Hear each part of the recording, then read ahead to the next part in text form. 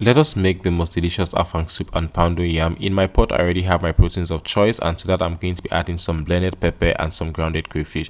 Now I'm just going to give that a really good stir before adding my water leaves, and I'll cover this and allow to cook for exactly 5 minutes. After 5 minutes, I'm going to stir, and now I'll be seasoning with some seasoning cube and some salt. You do not want to add any other thing to this, you guys. I'm just going to add a little bit of periwinkles. I'm also going to be adding my afang leaf, a little bit of palm oil. The palm oil you use is dependent on you. I'm just going to add a little bit of crayfish because it intensifies the flavor. Now I'm just going to stir this and allow it to cook for exactly 5 minutes, and our afang soup is ready. For your poundo yam, you want to have some water boiling. Stir in your Ayoola Poundo Yam flour, add a little bit of warm water, then you're going to cover and allow it to cook for exactly 3 minutes. Stir again and it is ready. Other than the fact that this tastes exactly like pounded yam, I love that it is also very economical and it is also rich in fiber and vitamins. Now all you have to do is serve and enjoy. See you guys in my next video. Bye.